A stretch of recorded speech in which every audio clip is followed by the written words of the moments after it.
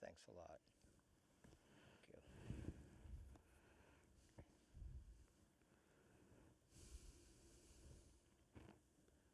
I'm sorry.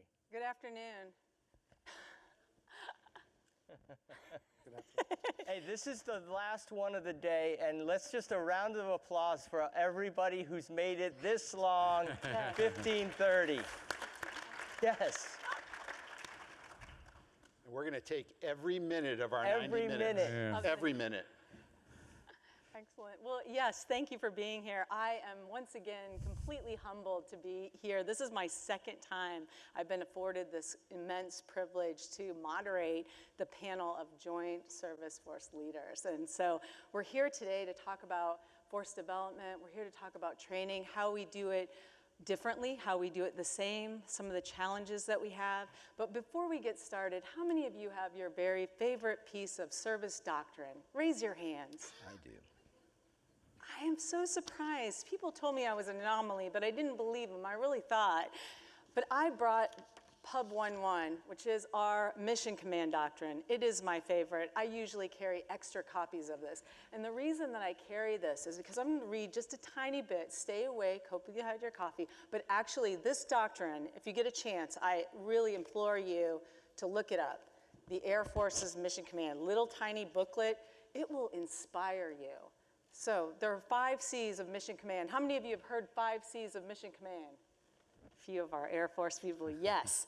These are the principles of Mission Command. While that Mission Command dictates action, it's necessary to apply Mission Command philosophy. We need these 5 C's: character, competence, capability, and cohesion. So here we are this afternoon, really looking, not only do we have cohesion within our own force, to really optimize learning and force development, but we learn from each other. It's part of the cohesion, and in doing that, we raise everyone's capability to be ready for the fight. And so again, I really encourage you, 5 C's motivate me pretty much every day. How am I building the character I need to serve as the Air Force's best chief learning officer? And I love, if you were at the opening ceremony, they told us about becoming better at doing the best that we can. And I'm like, yes. So many times I can be hard. I'm like, am I really cutting the mustard on serving as well as I can? And then I realized if I just keep working on getting better.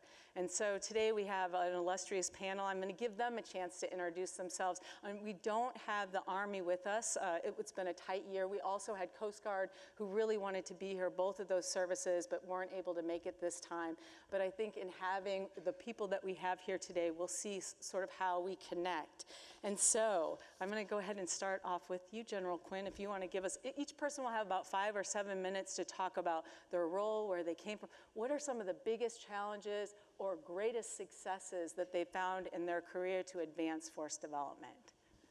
Okay, thank you, Dr. Walsh. For everyone in the audience that cannot see, the clock froze at 89 minutes and 59 seconds. So we are only 1 second into our 90-minute panel. I'm just letting you know this could be a long one. I'm the relatively new commander of Air Education and Training Command. So Air, it's the Air Force Education and Training. I'll talk a little bit about what AETC has. I've only been in the role for about 5 weeks, but I was the deputy commander for 1.5 years prior to that. So I can't plausibly deny anything in my 1 month, since I have been there for quite a while. As the name implies, we do education, we do training. The word development isn't in there, although that is the name of this panel. And I think we could probably have a good dialogue about what does development mean, because you can span the spectrum. When I take a 18-year-old high school graduate and I put them through basic military training, I have developed them.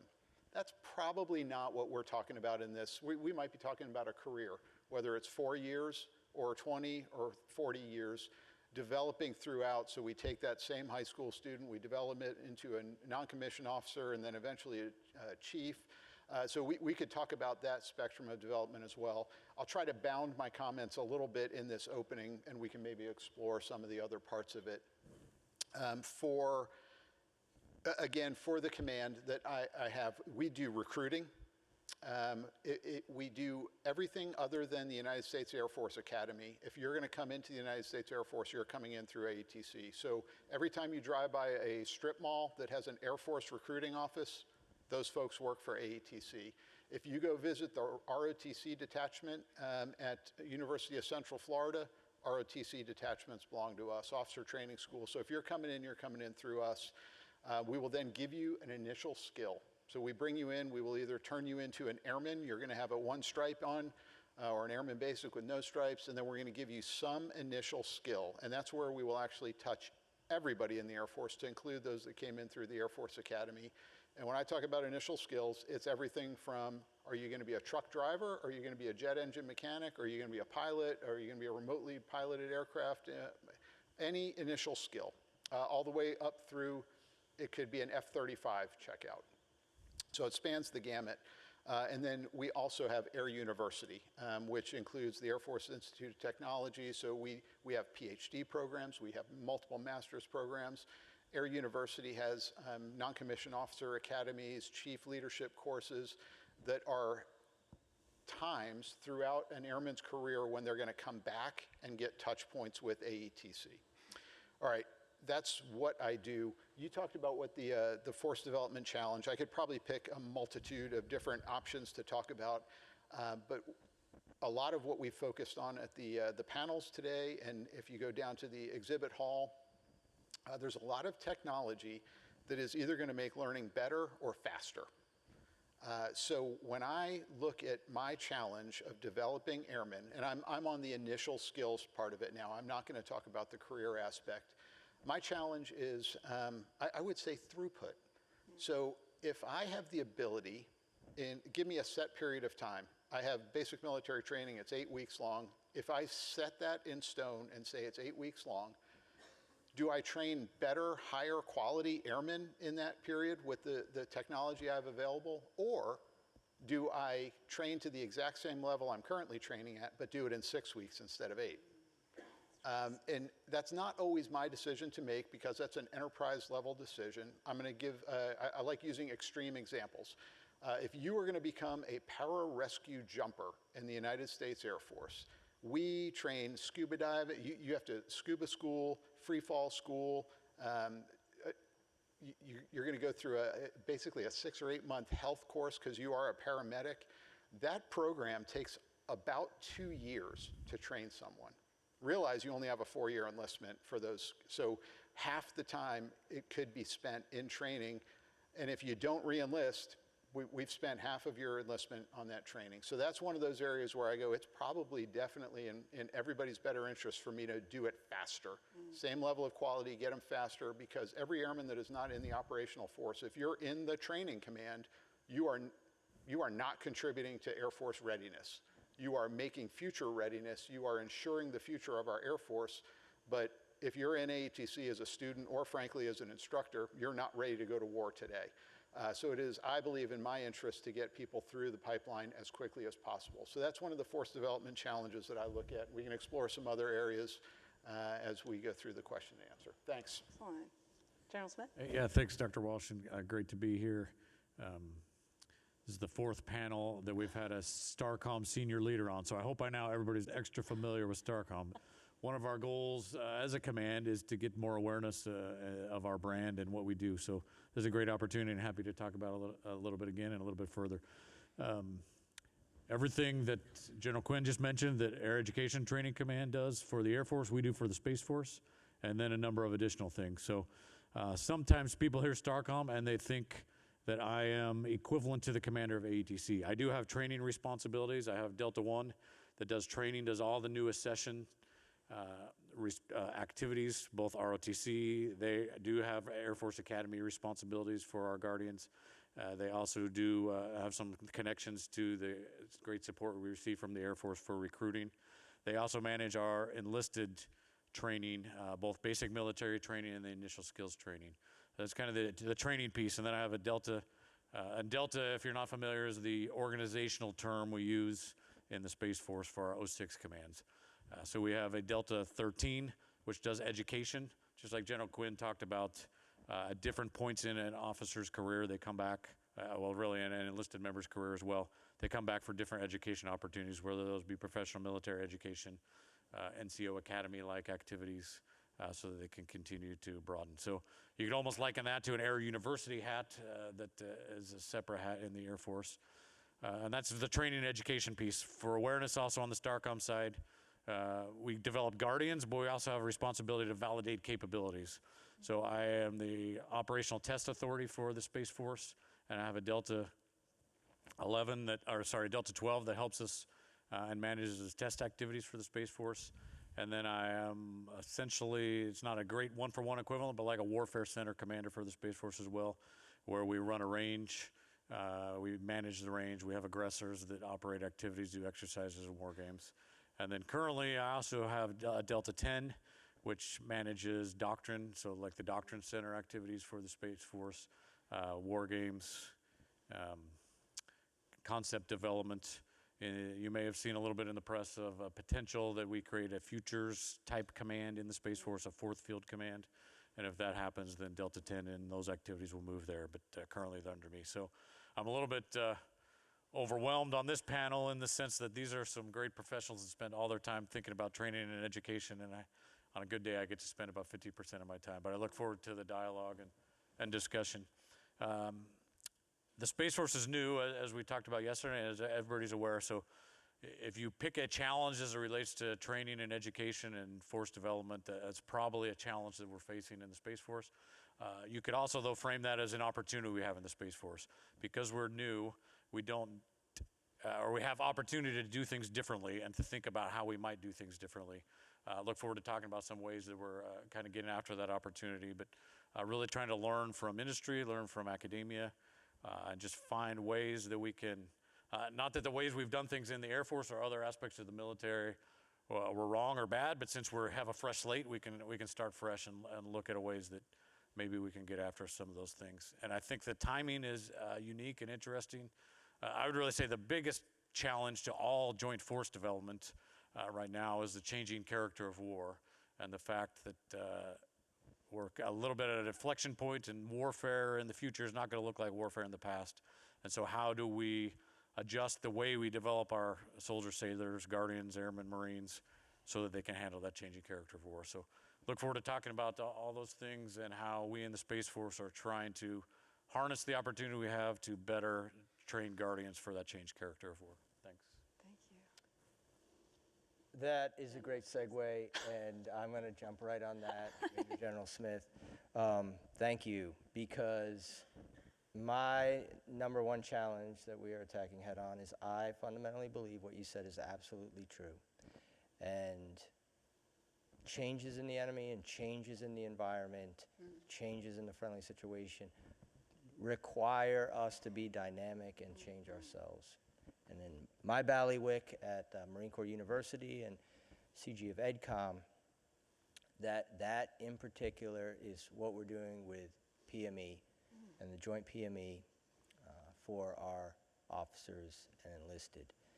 I fundamentally believe that the Stansfield-Turner Revolution that occurred in the 70s, early 70s at the Naval War College, in which we professionalized our education and we brought in faculty and provosts, and we used the Harvard case method and Socratic seminars to use Thucydides as a metaphor to address the strategic problems that allowed us to get into Vietnam. That's the Stansfield-Turner Revolution, and we essentially have been living that right now. If you go to any of our colleges, it'll essentially be that. You'll get your Thucydides, you'll get your Sun Tzu, your Kennedy book. You'll read it, you'll discuss it, perhaps have a lecture, deep dive, critical thinking, produce a paper, show your analysis and synthesis. But fundamentally, what's changed is the first, how we're going to fight, which is going to be in a joint capacity. Because why? Because no service or no domain has enough dominance to be able to achieve political end states or objectives based on a single. Therefore, we're going to require real joint warfighting. Secondly, the Joint Staff produced a joint warfighting concept, JWC, that was written at the TS level. That is the foundational document of what we need to learn to be able to do, and articulated new ideas on how we would fight. The third is the enemy capabilities and the enemy strategy, which is essentially to use long-range sensors tied to long-range weapon systems to deny the force flow of the United States, right? And if you can't build up an Iron Mountain and 100,000 U.S. troops in Kuwait and then cross the line of departure when you want, right, then it's real tough for us to affect our will on our adversaries. So since they realize that, and they are working to, I'm not going to say perfect that, but they have certainly developed a capability to ensure that access into an area can be denied and hold those assets at risk, right? So our ability to have air and maritime superiority, and most importantly, sanctuary in our rear area is now in question. And when you lack sanctuary in your rear area, it means your command posts are at risks, which means how we have organized to fight a JTF, which is to get flavor of every single capability in a room together, right? So you're a crew des person, I need a crew des person, I need a sub person, I need a P8 person, right? And then we're gonna have 500 people in a room on now we have to have on a TS system. So now I need a room that's secret and I need an HVAC system that can support, okay. Yet they can target that. So fundamentally, we have to change how we are going to fight. I believe we begin by changing how we educate. We must produce the officer, the jack of all trades, master of none, a 35, 4, 6 Ubermensch, right? Who can at least hold a conversation with you about space, right? Cislunar to subsurface. That's what we need to make. And if you're going to spend $100 million to send and take somebody out of the fleet or off a ship for a year, they should be coming back to you with an exquisite skill to fight in this new warfare in a JTF day one. And my favorite doctrinal publication is Marine Corps Warfighting Doctrinal Publication 1, Warfighting. Yes! Thank you, General Tracy. Captain Stockton. Yes, thank you very much, and good afternoon, everyone. I'm Captain Robert Stockton, representing NETSE, Naval Education and Training Command. Admiral Huffman apologizes and regrets not being able to be here, but his schedule wouldn't afford it. So you get me. But I have been doing the force development work for 15 years of my 30-year career. I've seen it at all different kinds of levels and echo some of the comments that have been made up here about supply chain, about being able to react quickly and getting those in need out to the fleet and the changing environments that we live in. And I had those on here as potential topics, but I figured since I'm the last man going, I'd have a couple of them. So for me, it's not new or not novel, but it's acquisition. You know, when we acquire things, we don't do it fast, we don't do it quickly. We don't do it at lower cost or best cost advantage, and it takes us forever to get it done. And we oftentimes don't tie the appropriate level of training. And by that I mean not at the right time, not at the right level, as it needs to be with which to field whatever these acquisitions are. Because having the fanciest, newest piece of gear or of equipment is great. It's not so great if no one knows how to use it. So for me, seeing those challenges there, and then balancing that with, you know, needing to develop lethality and needing to develop practitioners of what happens today and our residual systems that exist out there. And then, you know, with our people, it's amazing to me, you know, that prior to this job, as right now I'm the director for training for NETSE, director for strategy, and soon to becoming the Force Improvement Office as well. But prior to that, I was doing recruiting work, and to say it was a challenge the last couple of years is an understatement of massive proportions. But getting the right people, the right balance of them, the active and the reserve component, right? Getting those folks recruited and brought in, and then evaluating the training effectiveness of those that are out. Yeah. That's a good list of challenges that we face. So thank you all for your opening comments. And the way we've designed this panel is looking at 3 focus areas. And so those focus areas are really looking at management of resources and innovation. What's that balance between the two so that we can get to this multi-domain, joint, evidence-based? Then next, that empowerment of every warfighter to drive their own learning, and how do we align that with some of our talent management systems? And thirdly, evidence-based practices, both at the individual level. How do we know that we're learning what we need to learn to do the role we've been assigned to do for mission readiness? As a team, how do we know that? As a command, how do we know that? As a service, how do we know that? How do we work together at that? We were hopefully handed out some cards, so if you have questions on any of those topics, please fill out a card, and if you hold it up, we have people who will come around. Also, our panelists are super brave. They're all high-ranking, and said, if somebody's really motivated, raise your hand, and I'm at liberty to call on you, too. So we really want to have an open, transparent dialogue here that we can learn together. This is an immense privilege to be in a room where we have leaders from across our services who have a wealth of experience to really understand their thought process, where mission and commander's intent comes from. Many times we're not in the room. Many times we kind of surmise it from written documentation. So this is really a treat for all of us. So I really hope you'll take advantage by submitting questions. If there are questions that we collect that we are not able to answer, if you do put your name on them, I will personally make sure that I will get you answers or some additional information to answer your questions. So please participate fully. So the first, let's dive into maximizing resources and innovation, and maybe General Quinn and General Smith take a stab at this first one. How can we foster a more collaborative ecosystem between military, academia, and industry to accelerate the development and adoption of innovative force development goals and efforts? Okay, I'll take a swing at that. So I'll hit just kind of a high-level point, and then I'll talk about a couple of examples. I think the high-level point is the typical way that the U.S. military will do things is we state a requirement, we give a request out to the world, and then we see who can meet our requirement. We don't often state those requirements in the way of, here's our actual objective that we want to meet. What's out there to help us fill that objective? We're usually very specific. We want X, Y, Z. And who's going to bring it. So I think we can help ourselves a little bit by being more open, leveraging what's already out there, and asking questions. Sometimes we do that through different venues, but in this panel here, also being joint and understanding what the other services are doing. And I know that we also have plenty of international people at the conference, some of them in the room here today. The United States, often look at our own programs and go, we are the gold standard, right? People come to us to get training.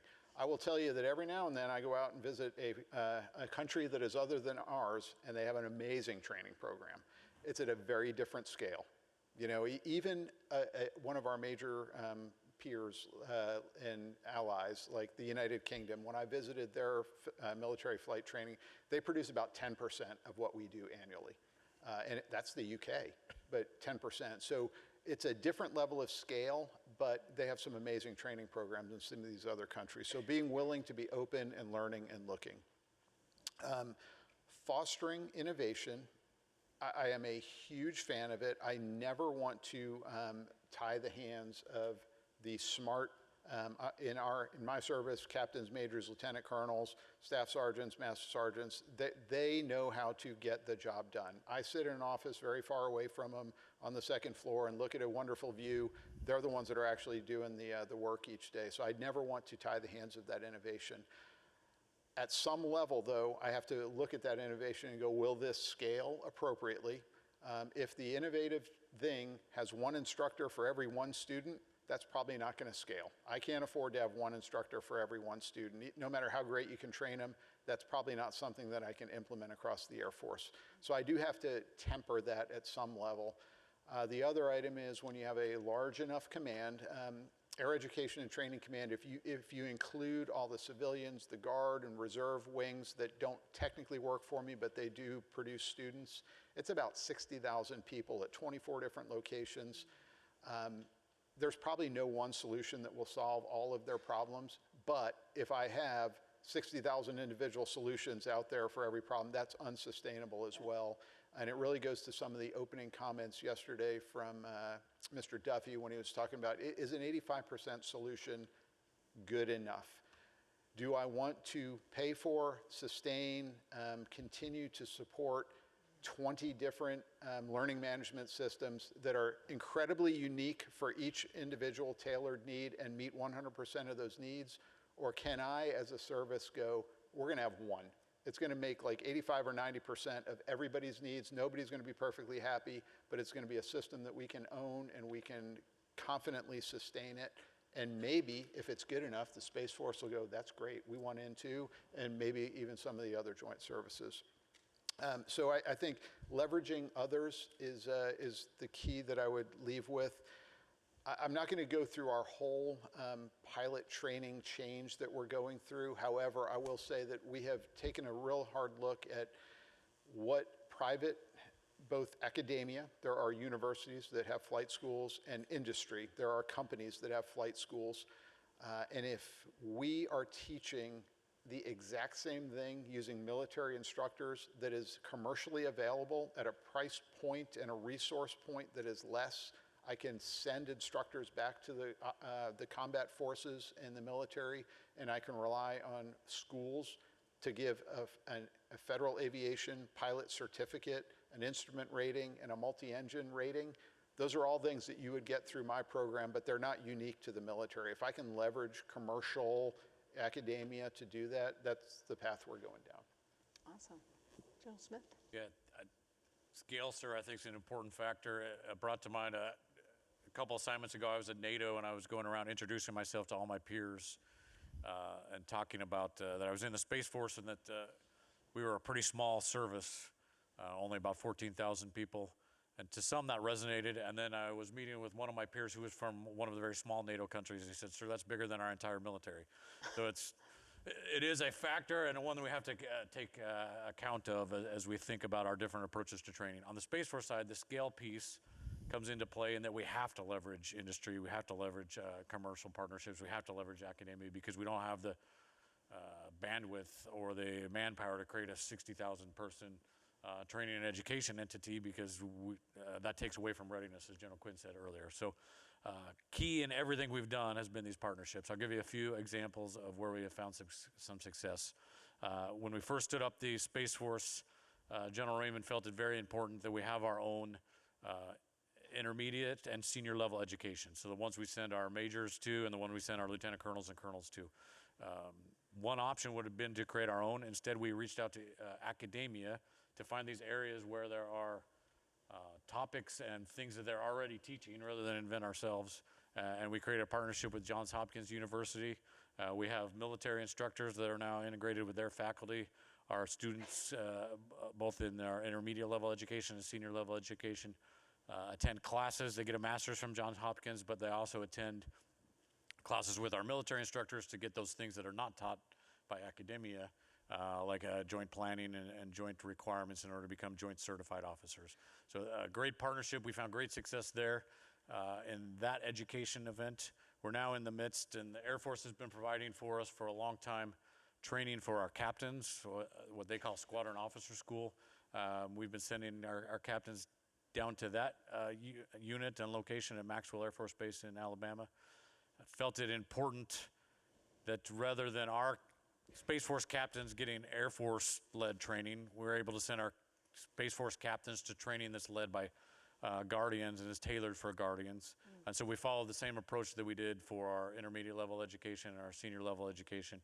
Put out a request to industry, really 4 things that we wanted taught at this course: communications, leadership, some joint matters, and some Space Force specific matters. And we ask in this call to industry and academia to provide and propose options where they could teach the communications and the leadership piece, as well as provide some housing, provide some classroom space, provide some of the infrastructure that we couldn't provide on our own. and we're in the midst now of working to start that course next year. So another example where we're able to leverage that great experience and great innovative ideas and approaches the industry or that academia has and build on them. A couple other examples: we recently changed our officer training course, and we can talk more about that maybe if we'd like. But bottom line, we combined multiple. We used to have a space training and intel training, acquisition training, and cyber training. We kind of combine all into one. Some of this because of the changing character of war that we talked about earlier, and we need our space officers to be able to react quickly in all domains. But same thing there. We didn't create that entirely on our own. We got great help from our industry partners who had ideas in all those areas. And then I really liked what General Quinn said about the other area we need to partner. We're talking about commercial and academia, but we have to partner across the joint force and learn from each other's ideas and approaches. And if there is a great system or idea that another service is using, we need to learn from it and perhaps adopt it. So those are some ways we're partnering, and I think ways we will continue to do so as we move forward, given our small scale. Yeah, thank you. The change of war really inspiring us to think about how we're changing our training. How are we looking at that, and how are we testing and kind of experimenting and understanding the changes that we're trying to adopt, we're trying to make, what's the impact that they're having. So General Tracy, I'd really like to know, how are we fostering a culture of experimentation and innovation in training, in our academic environments, in our learning environments, encouraging personnel, our faculty, our students to develop and test new approaches to translate our learning into actual mission readiness? Yeah, that's a great question. So let me just hit on the word culture and developing a culture. And so that assumes, like it or not, we all have a culture. I was at SOCOM, somebody explained it to me as like culture is like your wallpaper in your house. You know, after a while you don't notice there, but everybody else can see it. And, you know, you laugh too hard for that. And, you know, we can extend the metaphor. You don't know it's now out of style, it's very ugly, you might have to change it. And then changing wallpaper is really hard, right? Nobody likes it. So this idea of we have a culture, and if we want to increase, hopefully in that culture there is some innovation and there's some experimentation already there. But the question is, we want more now. We're changing character of warfare, right? And we want more innovation, we want more experimentation, the incredible technologies we're seeing downstairs. How do we adopt those? Well, you got to attack it. You realize how this is a big mountain to climb, right? So what is a culture and how do we make a culture, right? This is your heroes, your values, your norms, your reward systems, all are mutually reinforcing. So what are we doing at MCU?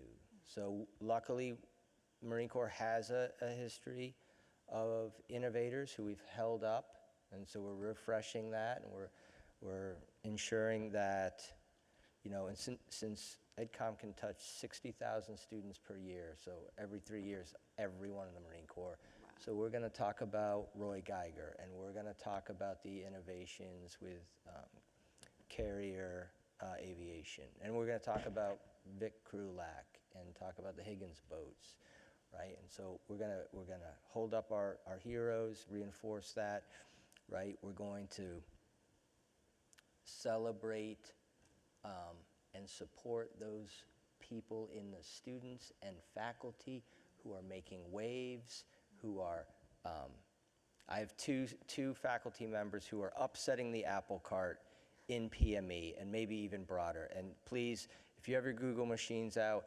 Dr. Jim Lacey and Ben Jensen, Google those two, see what comes up first. They are wrecking things in the education space, right? And I can do two things. Oh, it's bringing a lot of heat. I don't know about, or embrace them, celebrate them. You know, the faculty, we're having internecine faculty war, and I'm squarely in their camp. I'm supporting the innovators, the disruptors. So leadership certainly has a big role to play. But I would just, wrapping it up, it's like wallpaper. It's hard to change your culture. And if you want to make improvements, attack it in a broad strategy, top, vertically and horizontally. Yeah, thank you. And just last night we had the opportunity to talk about the Scholarship of Teaching and Learning that the Marine Corps is hosting too. And I think that's another great example about how you created space for faculty, not to just be satisfied with how teaching is happening, but to really reflect on that from a rigorous empirical way and research the outcomes. So I've just seen it demonstrated. So Can I I don't know plug those that? faculty, I'm gonna look them up. I Yeah. wanna meet the disruptors. Wait, General. We are hosting, we invented the MSOTL, 200 faculty dialing in, coming to MCU to talk about what is the difference between civilian education and military education, and where are these fault lines. I'm going to invite, since you're in the beginning of this process and partnering with Johns Hopkins, what are the potential pitfalls and where are the benefits? Anyway. That's great, thank you. Captain Stockton, I'd like to ask you, how can we better leverage the data analytics? We talked a little bit about the people, but we look to represent the learning of people, the activities of people, how things move in our data. So leveraging data analytics to access or assess the effectiveness of training programs and to identify areas for improvement. Over your 15-plus career in the force development, what have you seen?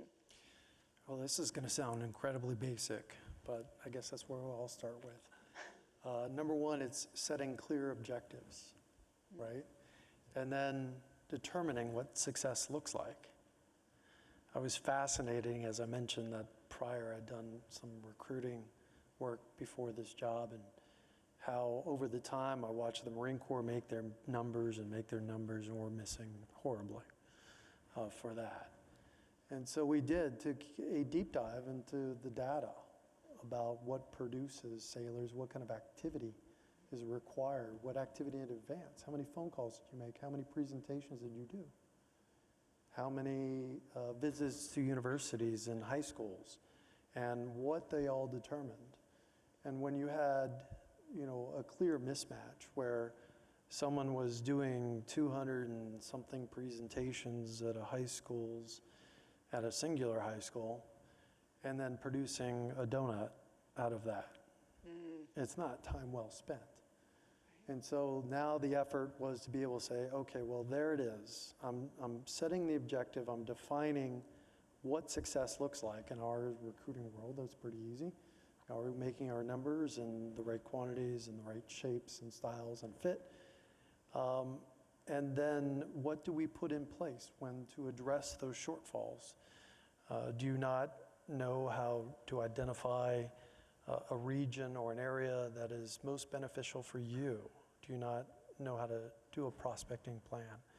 Or it's a unique skill, are you not trained in the latest methodologies of sales? Because that's what it is, sales. So we do that, and then we set specific goals to them, and then we have to measure it. And if you can't measure what you're asking those things to achieve, it almost becomes unimportant. So you have to be able to measure it, and it really does have to be achievable and relevant to what we're doing. And then wrap that all in the boundaries of time, meaning that there has to be urgency towards it. It has to happen. So if you're able to do all those things together, I think that you can make high use of data and analytics and daily calls, which is what it wound up having to be, about production and about funnels and activity, and then at the end of the day, accountability to that standard, right? So that's it. That's interesting. I think that certainly having clear objectives helps to foster a shared understanding. What's the expected that you need someone to learn? I think that rolls us right into our next topic, which is about empowerment and kind of the talent management. One of the things you said is like, they're doing all these presentations, but they're getting the goose egg. And so something's not working. How do we help them learn to assess what is working? Is there a way that we can do that both through the data, through mentoring, through coaching? What are the ways that we can empower? So I guess I want to follow up with you, Captain Stockton, and maybe General Tracy. How can we create a force development system that empowers individual warfighters to take ownership of their own learning and development, not just waiting for the cues that come from our systems, but again, to that culture? How do we create that, fostering a culture where I'm empowered, I have the autonomy to move forward. I know what's expected of my role to meet and be mission ready, and I'm going to take myself there. I'm not going to wait for you to provide me the opportunity, but I'm going to look to you if you have them, that sort of thing. So do you have thoughts on that, Captain Stockton? Yes. So first of all, I would think, whatever level of personalization we can do to training is very helpful, because then they're able to adapt and understanding what kind of learner they are and how they best learn. And then matching that up with instructors or resources or whatever training and development are available to those individual styles of learner makes them feel that it's specific to them. It's not just a singular method. It's not a singular curriculum. It's tailored to them and to their learning styles. And they get a lot of buy-in with that because it is not a one-size-fit-all. That being said, there are a requirement to identify what the absolute needs are for an individual to perform, what they have to have, and then we have to prioritize the development time with which to achieve those. But it's also about continuous improvement. These things are great to put in there, and successful mentoring and coaching things, peer-to-peer or otherwise, have been very successful. Peer influence is a great thing when it's a great thing. And you can see the performance and the not willingness to let down their shipmate, in our words, and how that all connects together. And then, we have to recognize and reward learning. So, how do we incentivize it?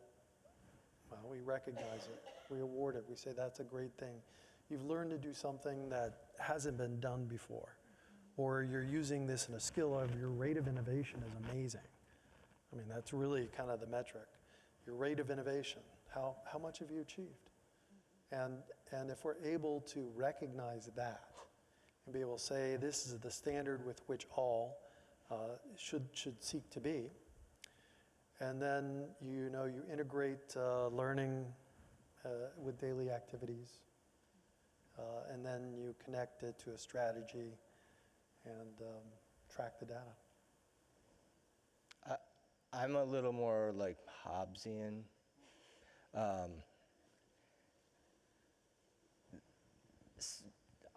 You're absolutely correct. But like, find me the zealot who's out there learning and hungry and reading and pushing themselves, right? And they're going to percolate to the top, right? So it's really the bell-shaped curve that we really, how do we move that hump of the bell-shaped curve to the right? And if there's not a way to map, to have some objective analysis and then map it to a reward system in a boardroom, it's going to be hard to motivate the group, right? A simplistic example is the physical fitness test of the Marine Corps, and we're all out there running around getting ready to run 3 miles as fast as we can, right? But if it wasn't the first thing that appears in the boardroom under your name, I'm not sure all of us would be, my knees would probably be a lot better at the age of 55, right? What we are thinking about and experimenting with is if we were to distill down at military education, what is the skill what does education look like? The ability to create a strategy, to communicate that effectively, to build a team, to develop the coup d'oeil, as Napoleon would say, right? The strike of the eye. And can we replicate that enough in a digital war game of some varying level of complexity, whether it's multi-domain, right? But we are at a point technology-wise where we could federate this out to everybody in the Marine Corps. You could fight each other in a Swiss file, and we could rank 1 to N, right? The best to the least. And we could put a number on that, and we could put that in the boardroom. you would see people, I believe if we did that and published our admin tomorrow on that and began federating this out and said, 1 February, whatever, 31 March, you all log on and do this. There would be a lot of self-study, I believe, in terms of decision-making, reading the new, offense and defense doctrinal publication the Marine Corps just put out that's sitting on my shelf and is unopened, right? I bet you would see, Tracy digging into that late night. So I think that's how you have to do it. And unfortunately, there'd be trade-offs and risks, and you'd be losing a lot of stuff as you attempted to oversimplify it, to gain a metric, to put it in a boardroom. And there'd be huge institutional pushback. It's an interesting answer because they're external motivations. That's what I'm hearing, these external motivations. And maybe I'm a little Pollyanna, but I am on fire for the mission of national security, for protecting our nation, for being a part of that. So and sometimes I'm wondering, the PT test itself too, as a civilian, I do my best to try to meet the PT test requirements each year too, to hold myself to the same standard, because I believe that, to be a part of the mission. So I guess a question a little off script, and I apologize, but just listening to that answer, I'm wondering, where does that connection, the intrinsic, not extrinsic, the intrinsic, like the honor and, we're thanked for the service because it is a sacrifice, because we have made a commitment to the mission. In our training and development, force development, are we integrating that in with the learning, or are we learning to tasks and that's separate? Is there an opportunity? I'm wondering, again, off-script questions, so if nobody wants to answer, it's just where my mind went as I was listening to the motivations. Yeah, go ahead. I'll jump in on one thing. The physical fitness test is an interesting example. So as we stood up the Space Force, we wanted to find a way to motivate Guardians to be fit, and we didn't find that this external motivator of a once-a-year test was perhaps an adequate enough motivator. So we went, it's a trial program, still in trial, but we went to all wearing Garmin watches, if you volunteer to do so.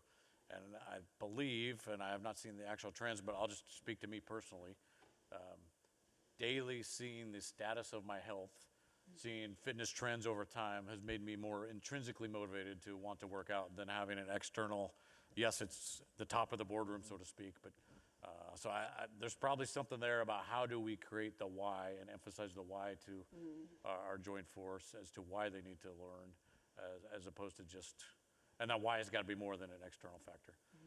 And then the other thing I'll say on this one, or the thought I had, I was having a conversation today with an industry partner down on the floor about curriculum development, and the thought I had, or they were talking about how any curriculum they develop, they try to create about 3 to 5 minutes in length, because that's the attention span of the target audience.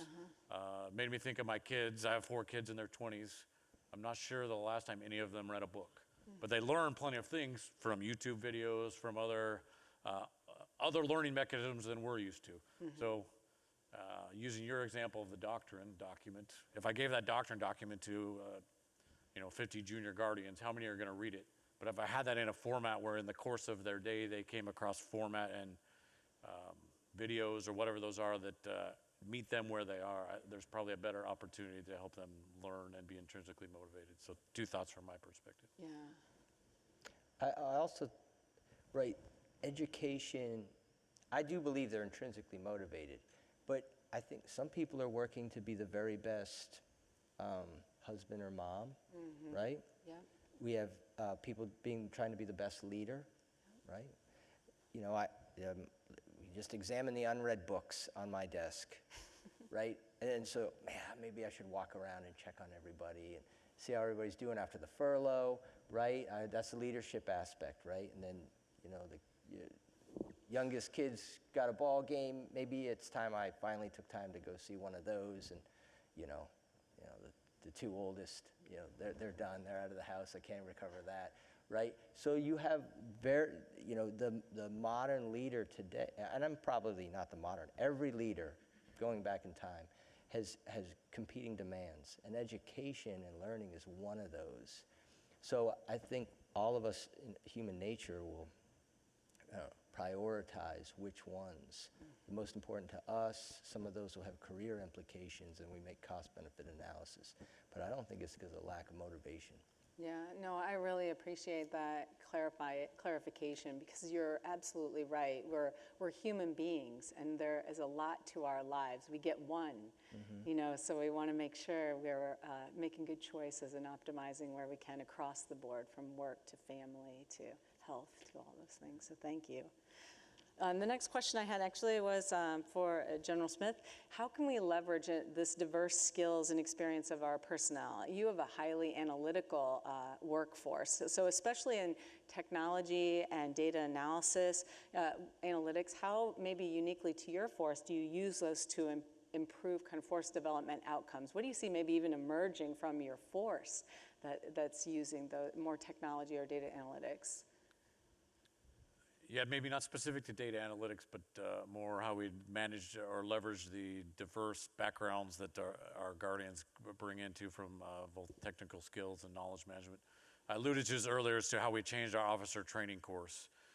We used to have very specialized, you'd become a space operator, you'd become a cyber operator, you'd become an intel operator, you'd become an acquisition professional.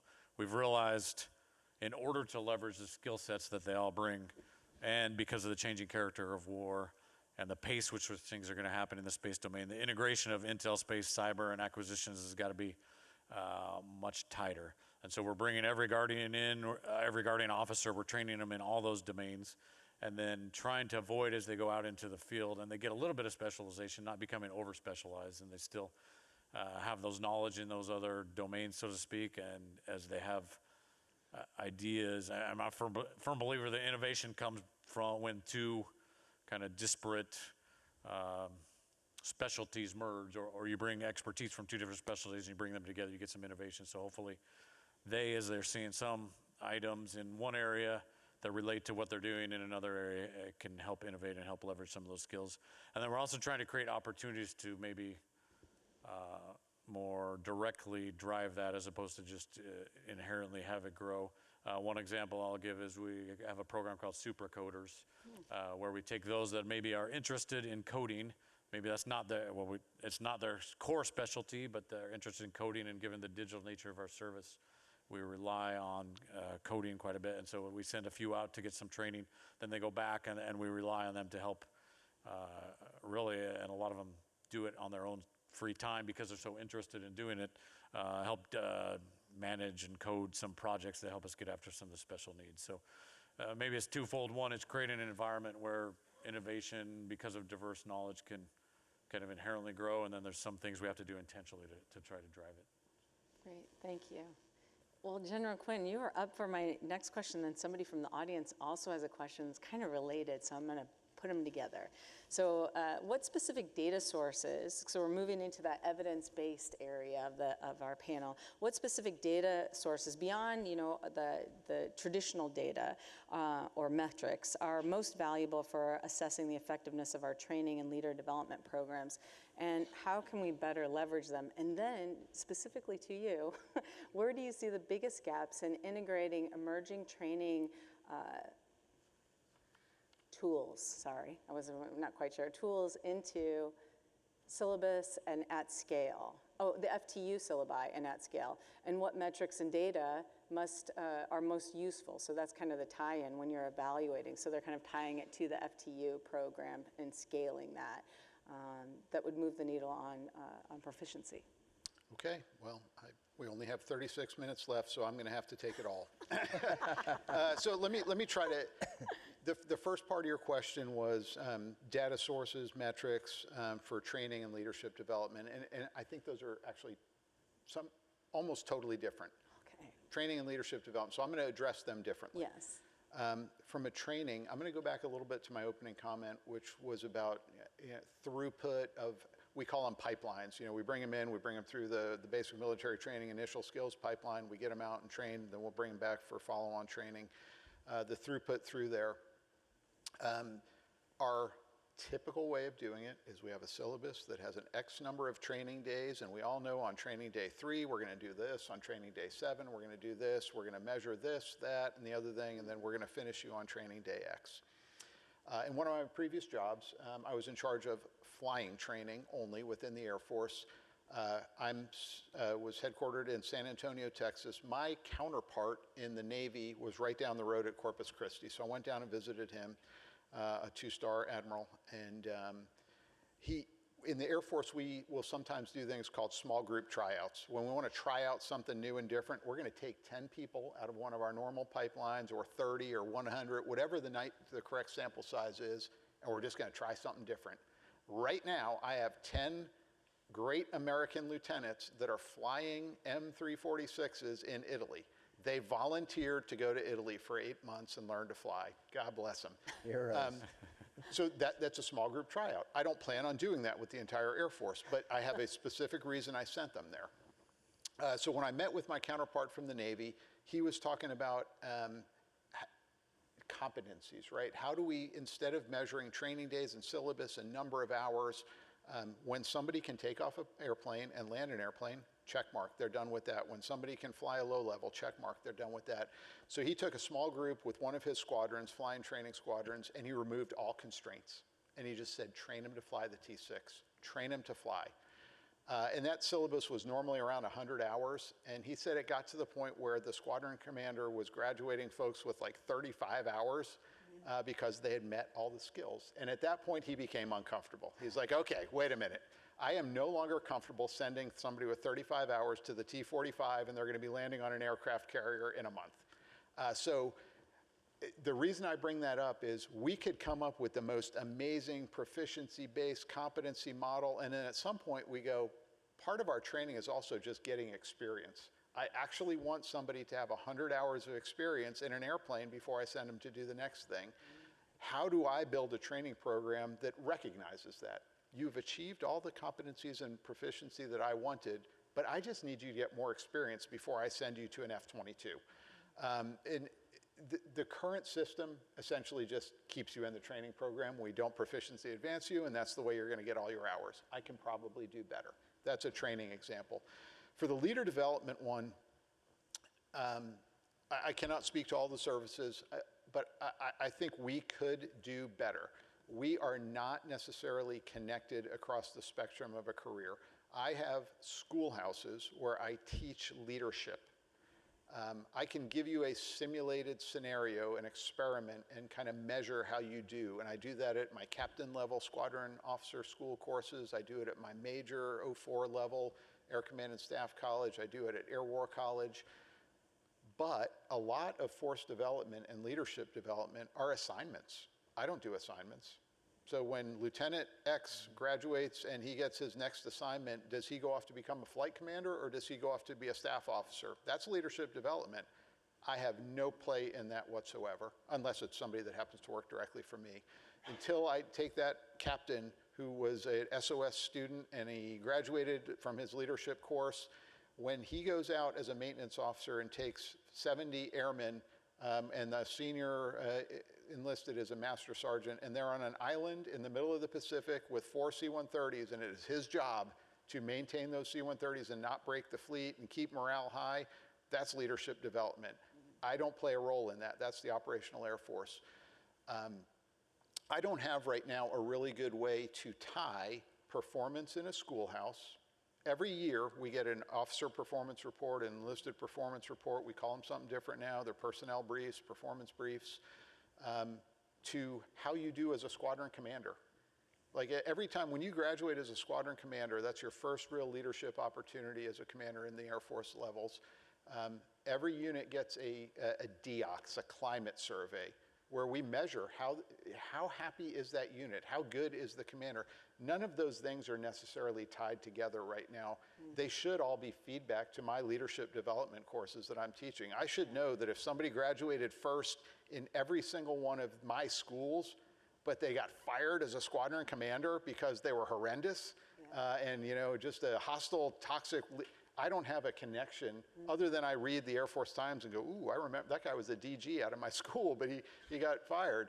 So I don't have a good system to tie all that together. So I would love to say, here's the perfect solution we've got. I don't have that, and I actually would like to get better at it. However, it is not just a training command. That is an enterprise Air Force issue. All right, that was enough. Thanks. No, that's a learning ecosystem, and I think that's really important. I think we're all functioning in ecosystems that are across a learning continuum, and we hit airmen, guardians, Marines, sailors at different points within that. So how do we connect? I mean, happening at the same time as our panel is the MAGCOM panel, you know, so it's like, oh, because you want to be able to see that and have those comms so that we can connect those systems. I'm gonna roll us into another audience question, and this is for the whole panel. Do we plan to leverage talent in the force, meaning the actual soldiers, airmen, guardians, Marines that work for us, to create novel training methods, to come up with ways to work together in-house without necessarily the need for industry? For example, more formal, we have in the Air Force Spark cells or innovation cells or software factories. And that was thank you to Master Sergeant Jason Milner. Yeah, so I was just in Austin. I saw the software factory, blown away. The AI strategy, the AI College of Distance Education course, all of that stuff's being run by captains and lower.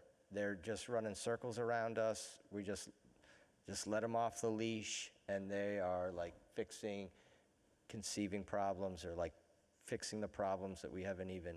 I just got an email, have made a podcast, I've made an interactive thing.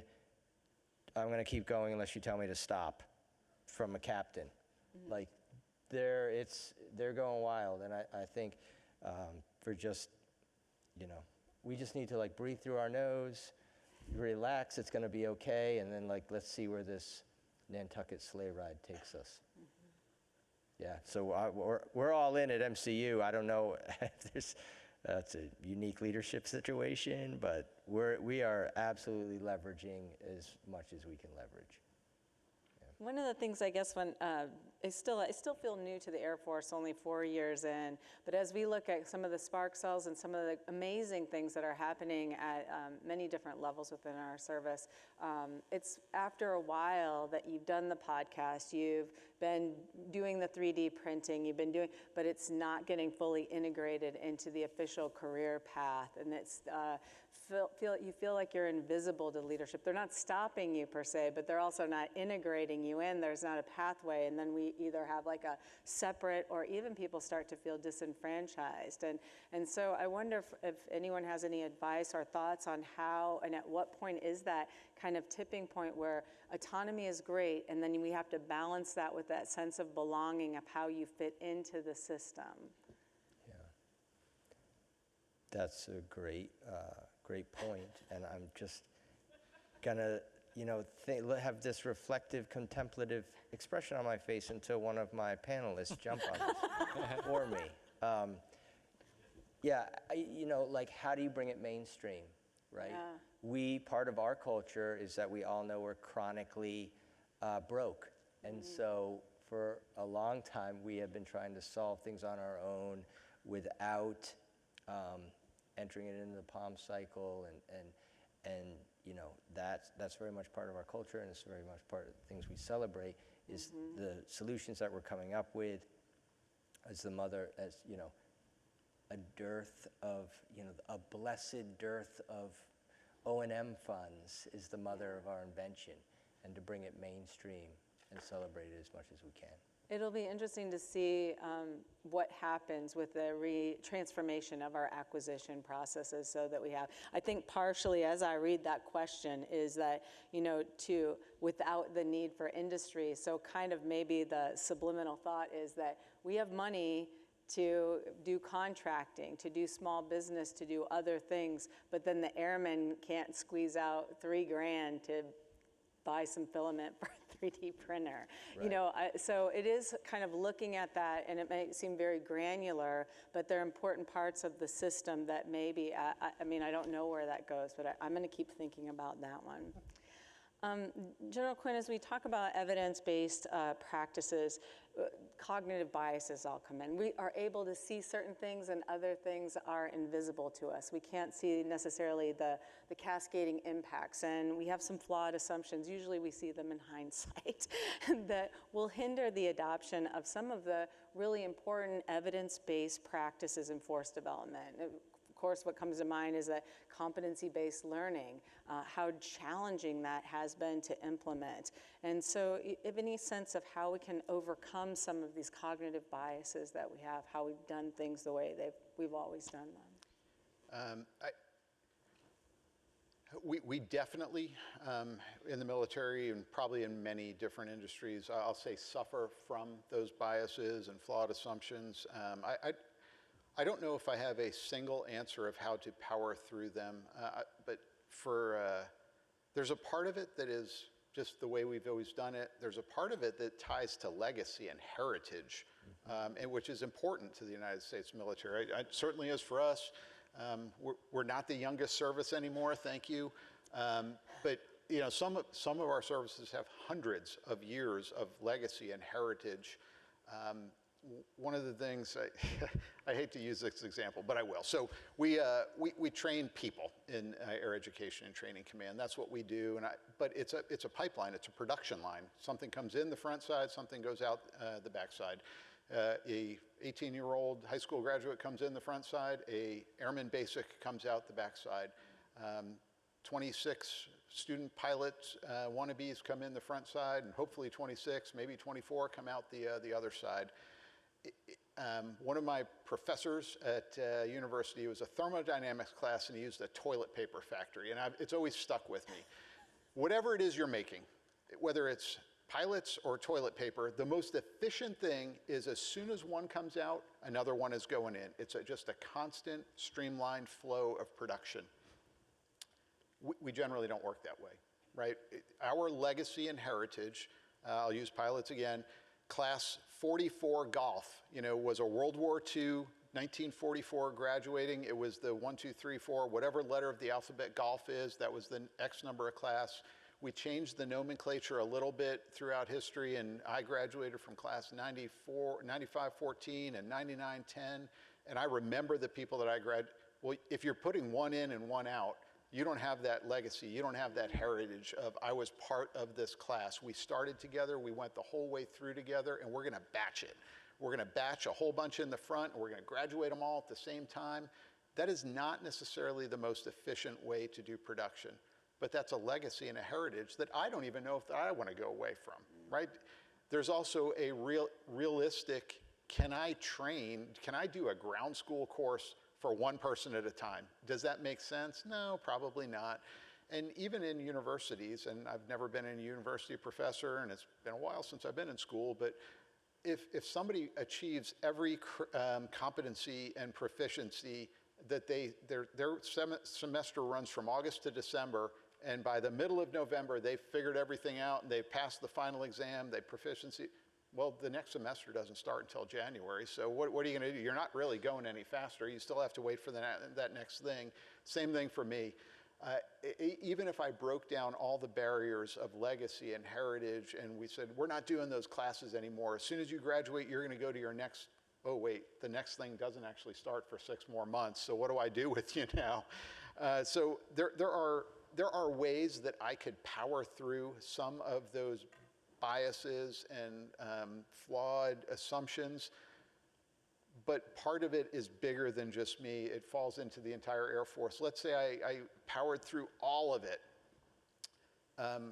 There's an airman that's retiring on this date. The airman that's supposed to replace him shows up on this date. If I graduate that person 6 months earlier than the gaining base expected them, I can't send them there. They're not expecting, they don't have a dorm room for that person because they're not supposed to be there. So it's the whole, so there are some things within our system that are so far outside of my control that I don't know that I want to break them down. Yeah, that's interesting. I know you mentioned that on the previous panel that you were on, that the system of systems between with the assignments and that sort of thing. So it's not just about how we see things, or maybe it is. Maybe we're holding onto those systems and not creating integrated systems of systems because they're in 2 different centers or commands that are responsible for them. Anyone else want to hit on cognitive bias? I'm going to go to an audience question then. That's pretty All right. question. For each service, you're collecting lessons learned and using the joint database, the JILIS, for training, Air Force lessons learned, Marine Corps lessons learned, et cetera. How are we integrating those in? If we're using those, or do we have other systems that we're utilizing? Because I'm aware of a few, so how are we really ensuring that those lessons learned are not just lessons observed or stored or forgotten? And can I add on to the question, and how are we putting them into training? How are we digesting them into our curricula and our syllabus? What's the route for that? I'll go first.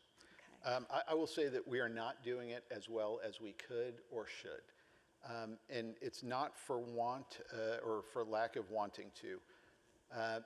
There are just there's so much information that's out there. So this is where I'm going to tie this into AI.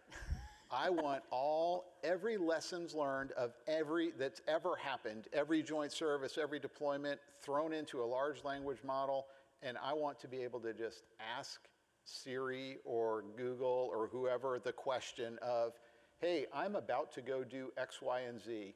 What are the best practices and worst practices? Let the system come out and go, here's the most applicable lessons learned in the past 5 years for that scenario. Because the reality of me being able to go, I remember that this unit actually deployed and did something very similar about 3 years ago. Let me go look that up. I probably have no idea what unit did it. I'm not going to remember it. I'm not going to have time to go figure out what database it's in and where it is. So that's one of the areas where ever since my wing command, so that's an 06 level command in the Air Force, we had every command gets an inspection in the 2 years they're there. I tried desperately. I'm like, okay, I want to know every other wing that has had an inspection in the last year and what the findings have been. That's like a 3-month research project for me, right? Just volumes and reams of lessons learned. Every inspection is a 150-page document. Well, I'm just not going to do that, But if I had some AI to help me out, that's an area where I think we could definitely utilize, and maybe it's out there. So in my previous job, I was in the J7, and this question, or the Joint Staff J7, this question's come up a couple times, so I wonder if there's a J7 person hiding in the, oh, okay, yeah. They were, and I don't know current status, a year ago, they were doing exactly what you're talking. So we were trying to take JILIS, add an AI wrapper around it so that it could be queried. I can't really speak officially. I'm not in that position anymore. I don't know where that's at, but it sounds like that thought, or I know that thought was out there, and hopefully we've made some good progress on that, because I 100% agree with you. We don't do it as much as we probably should in STARCOM, and the easier we can make it to get access to those lessons, the better, sir. McWill is doing that. Ryan Christmas, son of General Christmas, hero of Way City, again, our heroes. So he is taking Marine Corps lessons learned, and he's building the AI models so that it's more accessible. And I just had 2 bushy-tailed captains come into my office, and they said, we're going to be company commanders in a year. What should we do for self-study to be the best, most prepared? And I said, play Company Commander War Game, which is online, and you just sign into our cloud, and you will defend Taiwan Airfield and Taipei Port, and you can do it over and over and over again, and you're going to know all the blue capabilities and all the red capabilities by the end of that, from like regiment on down across the domains, and then go to Marine Corps Center for Lessons Learned, get your TEEP, and then Google all the answers for all the training that company will do in your 2 years of command, and read through exactly what you're talking about. Yeah. And I said, and you're probably going to be good. You'll be ready. Yeah, and it's exciting, right? Yeah. All we got to do is find the time for us to, get on there and. And the consolidation, I think when you mentioned that report that's 160-some pages, like, why do we have a report like that? Why, in terms of digesting and information flow, that's maybe another cognitive bias or a way we've historically always done that. Last year, the Navy commander talked about our required mandatory training and why is OPSEC take even an hour? You know, why can't we do that in a minute and then just get it like every other month? You know, what are the top things you need to know? And why? Yes, these are good questions. And at what level do we change the cognitive bias and make these things happen? So thank you, Michael Weichert, for that. I got one more audience question. How do you, and this is from George Morton from the UK, Royal Air Force, how do you address or maintain knowledge retention in the force, especially for topics that your operators don't use regularly but are mission critical? I'll step on it. All right. You know, there's been an effort over the last few years with which to have, we called it a one-time revolution in training and RRL, and now we're calling it CTC. And it's to bring about, you know, points during evolutions or tours that are inbound with which to refresh or bring about the latest technologies and processes to the training and bring those individuals back at that time to do it. You know, yes, we've had some hiccups, but back, since I didn't get to talk about the curriculum development piece, so I'm going to touch quickly on that too.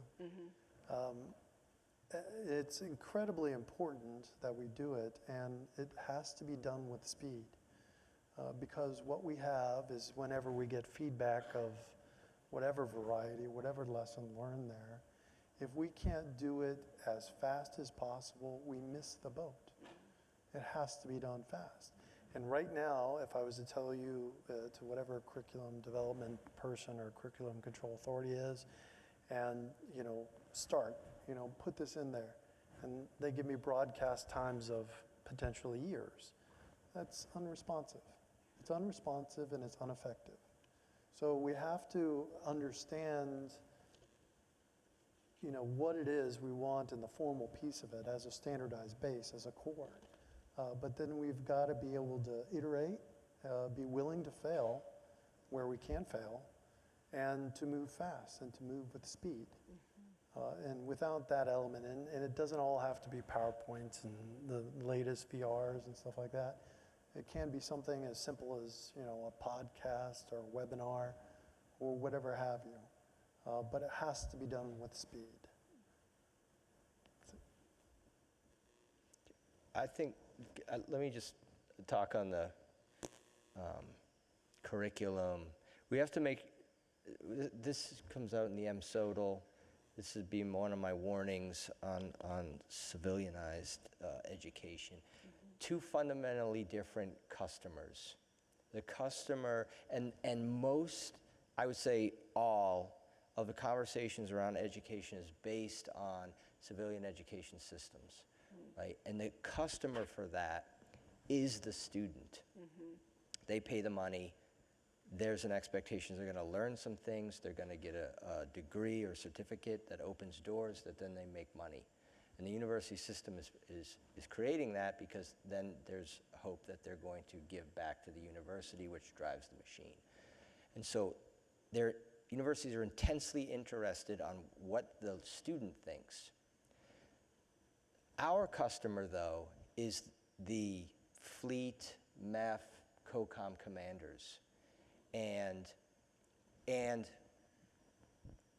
that can get blurry too, because the services, these are service schools, and the commandant and the CNO, they're the ones.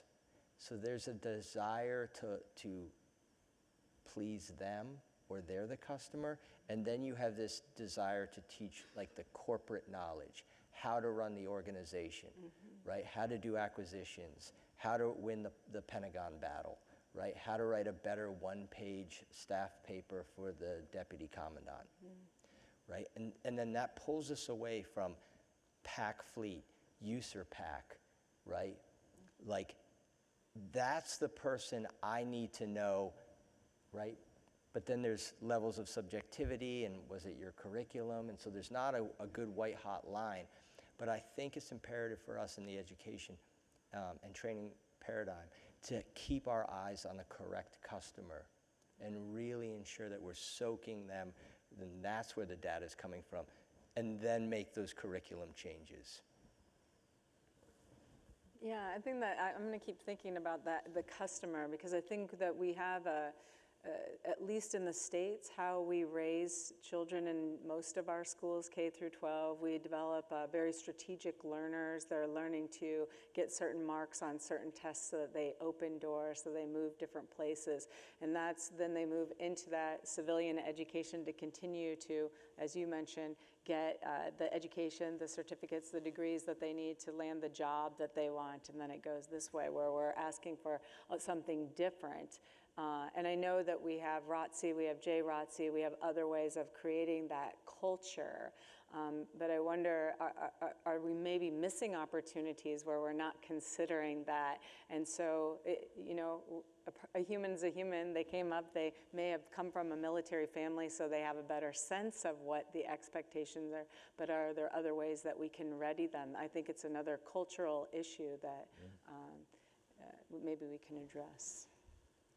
So I think the only question we're down to our last 10 minutes. I want to give you moments to give, if there are any other questions, or I saw no hands raised. Oh, we have a hand raised, please.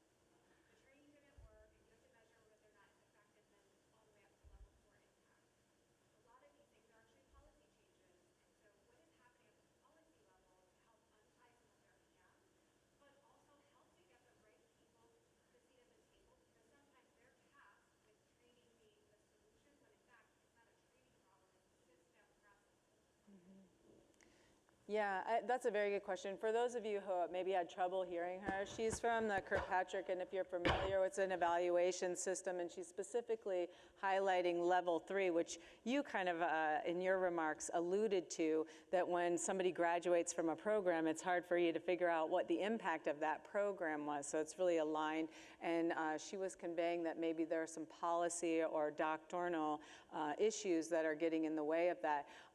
I'll answer quickly, is that I have not seen necessarily policy, but more systematic, that people might not, they're very busy, and so reaching out. However, I did notice at Shepherd Air Force Base, there was a maintainer community that were graduating their maintainers to an ACC base that they had a very good relationship with.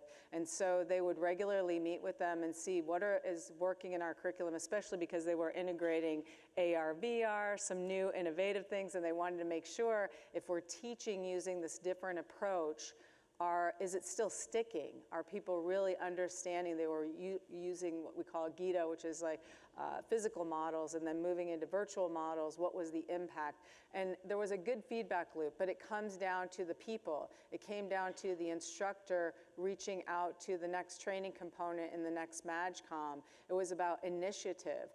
I don't know that there was anything in our system that's holding people back from that, other than the time crunches of their plates are very full. But also that didn't sustain, because I went back there 2 years later and it wasn't happening anymore. Different people had been, so some of it was personality. So maybe there is a policy or directive or an expectation that coming down from the command that would be useful for that. I think it's a valuable question. Those are my 2 cents. Maybe this is a scale thing again, but I mentioned our officer training course. We just graduated our first couple of courses. We are very intentionally starting, I think, next month, the first time we're going to go out and survey both the students as well as the units that gained them to say, was the product that you were delivered what you needed, and identify where the gaps are, and then real time adjust our course. So I think it's a very valuable approach. Maybe it's not something that can be scaled beyond the 14,000 we have in the Space Force, but yes, something that I think should be considered. Yeah, thanks. We do, I think we have a robust graduate evaluation program. Yes. Every single person that graduates from one of my courses, their gaining supervisor gets an email or something that says, hey, please tell us how they're doing. the response rate is not good. It's not a policy limit, it's a busy limit, it's I got a lot going on. And frankly, if anybody flew Southwest Airlines or you stayed at a Holiday Inn Express last night, you got an email after your stay, right? And if it was fine, did you respond to it? Nah. If it sucked, did you respond to it? Yes. So when we go down those voluntary paths, sometimes the inputs we get back are skewed because you're only going to complain. You're not going to go, it's a 5-star review. The other thing that I'll say, I'm going to tie it back to that leadership development and training. Remember, every year, every airman gets some type of a written evaluation. What if that system actually evaluated how they were doing their job? And if they were brand new out of training, I could just see how their evaluation was and go, I guess I trained them pretty well. If everybody that graduated in a certain, like I could, even in a perfect world, I could tie it to a single instructor. Like that instructor, every month he or she has a class, and every month that same class gets really bad. That's probably a little bit of a stretch, but remember, we do annual evaluations. There's a way to work this into it. Mm-hmm. All right, we're at the 5-minute mark, and so I'd like to give you guys opportunities for your closing remarks. Again, if there are any cards or any questions that you didn't get, please send them to me. I think this is an incredible opportunity. I want you to leave with actions in mind. So I'm going to be looking up the Marine Corps disruptive faculty to influence me. And I'm going to be looking at trying to find out from Gillis what those lessons learned were and follow up with LeMay, our own doctrine and lessons learned for the Air Force, to see they're doing a lot of AI too, and maybe talk with your Marine Corps folks to see a little bit more and what we can learn, what I can understand. So I hope that you might be also inspired to do similar things, or if you're interested in the answers I find out, that you might connect with me as well. And then we'll just go down the line for your last remarks, and you get 4 minutes and 13 seconds. All right, Dr. Walsh, thank you. Thanks for running the panel. I appreciate it. As you would imagine, I'm going to talk about Dr. Walsh for a minute. She is our Chief Learning Officer, so her office is 50 feet away from mine. I get to see this energy every day, and it's good. It's good for our command. It's good for our airmen. I appreciate you being an active participant in this community and always forcing us, the military community. If all we do is surround ourselves with people that sound like us and talk like us and look like us, we're never going to get better. We're never going to grow. So I just want to use my 30 seconds to say thanks to you for moderating today. I cede the rest of my time. Thanks, sir. Let me echo your thanks, and I'll just end with, we have an amazing opportunity in the Space Force as we're creating something new. We're open to any and all innovative ideas that can help us break away from maybe some of those paradigms or cognitive biases that we might have, so that we can best develop the world's best guardians. So thanks. Yeah, and I was already on a Marine panel today, so if you've already heard this, my apologies. There's really difficult for us to step back and not be excited about this moment, this incredible alignment vertically through the Joint Force, to have